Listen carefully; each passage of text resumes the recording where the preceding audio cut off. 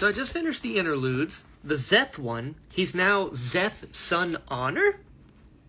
I love that. Now, he said that Szeth's dad was a shepherd, but now he carries his own sword, which is interesting. Why the change of career? And is it a similar sword? Probably not, but anyway, different. Szeth Spren showed up and mentioned that he'll have to leave Dalinar someday to bring justice to Shinovar. And he's like, you're right now, like, Dalinar's your ideal, but you're going to have to become the law to, like, name, higher ideals. Okay, interesting to see how that goes. And also, Taravangian wants an Oath Stone. And I was like, well, that's not good. So then the next interlude was Chiri Chiri, which I was like, oh, not Rissyn? Chiri Chiri? Okay. But Chiri Chiri had, like, full-on thoughts and, like, can understand language and what people are talking about, which is kind of wild. And I was like, what is happening? And she's, like, following the conversation. I was like, wait, Chiri Chiri understands, like, the conversation's being had right now? I thought she was, like, an animal. And then at the end, she, like, tries to make noise, and she talks. I know nothing about Roshar, apparently. Like, I thought the crab people were just like, mindless monsters. Not so much. And then I thought a chasm fiend, maybe, is just, an animal. Not so much, apparently. Unless the ability to speak and understand language and all that is tied into the fact that Rissyn is now a Dawn Shard. I don't know if those things are related, but Chiri Chiri can talk now, I guess. Then, the Taravangian one. Now, Taravangian said that he wants to talk to Szeth alone to tell him something, but not to tell Dalinar. Okay. And then Renarin showed up, and I was like, okay. But then, he called him, their quiet salvation. It's like, alright, okay. What's going on there? And then, the Renarin, like, offered him his hand, and he didn't take it.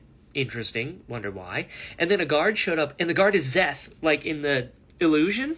And Taravangian's like, hey, quick, I gotta talk to you about something. And he tells him that, like, Odium is terrified of Nightblood, and that Szeth would actually be able to take Odium out if he's, like, in a vision of Odium.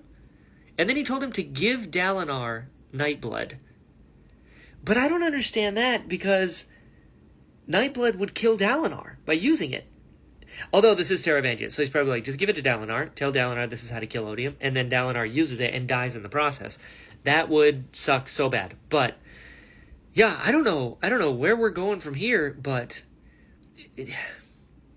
Taravangian is a fascinating character.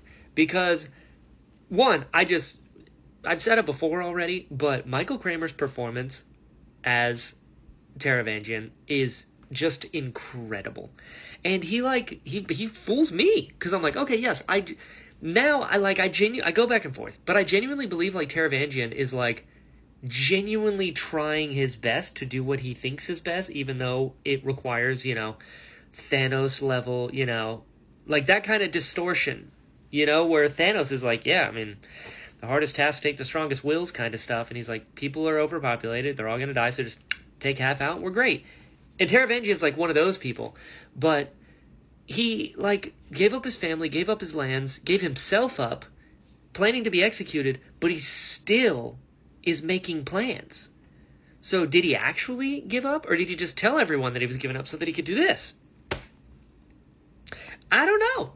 Because, listen, he has dumb days sometimes, I have dumb days most times. So in that, we are relating, but I don't know what we're doing here. Like, did he request the Oath Stone just so he could get Szeth to come and visit him, so that he could be like, listen, hey, that sword, that's the answer. But how does Renarin come into this? Because he called him the God, what did he say? The Quiet Salvation. But if Renarin is the Quiet Salvation, but the sword is what could kill Odium, maybe Renarin can, like, blind, like how the Jedi, like Palpatine being so close by kind of diminished their ability to see into the future. Like, maybe Renarin's proximity makes it so that Odium can't see into the future, and they can, like, sneak Nightblood in and then take him out. I don't know. But we're getting back into it.